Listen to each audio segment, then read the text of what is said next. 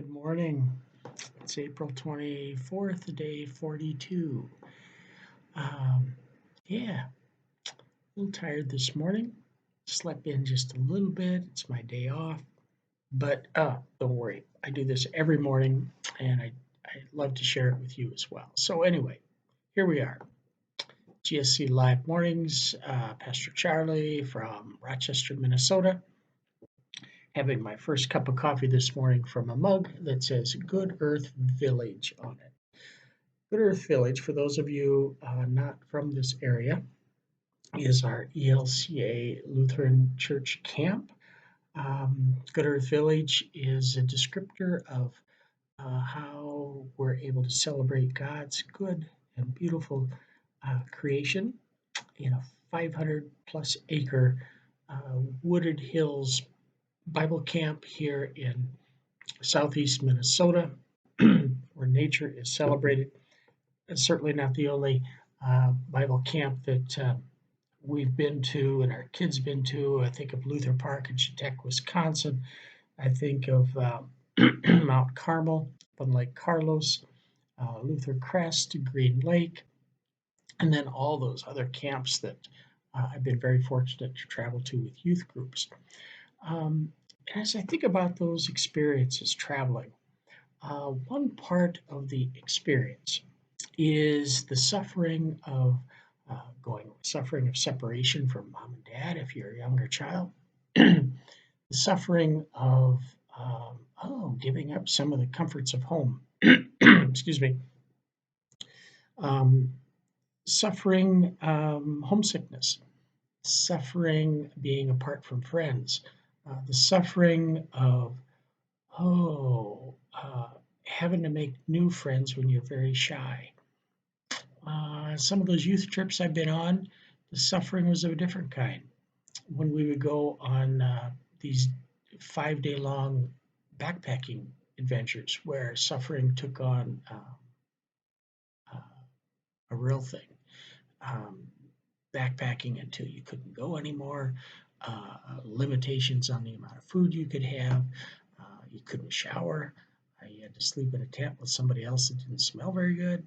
All this suffering going on. But that suffering, as a part of a camp experience, is an important part. It provides an awakening moment, perhaps an opening for the Spirit of God to enter, for love to be seen in a new and different way. So, I want to talk about that a little bit this morning. I'm going to read about some real suffering from Matthew chapter 27. Then the soldiers of the governor took Jesus into the governor's headquarters, and they gathered the whole cohort around him. They stripped him, put a scarlet robe on him, and after twisting some thorns into a crown, they put it on his head. They put a reed in his right hand and knelt before him and mocked him, saying, "Hail, King of the Jews!" After mocking him, they stripped him of the robe and put his own clothes on him. Then they led him away to crucify him. This is titled Suffering and Love.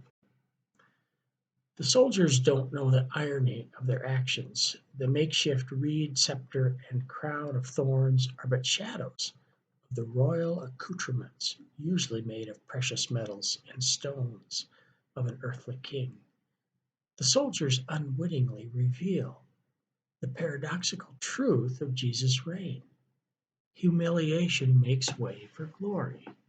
Suffering makes way for healing. Death makes way for life. Words fail at times when suffering and love meet. It's difficult even to look upon scenes of suffering. Sometimes we quickly look away in discomfort and disgust, but other times we stare and gawk, unable to tear our eyes away. When a dear loved one is the victim, our insides turn and we can feel the physical and emotional pain. We watch and wait as this story unfolds, wrestling with the suffering and abuse inflicted on Jesus. In the honor of it all, the compassion and mercy of God become real. The meeting place of suffering and love is revealed.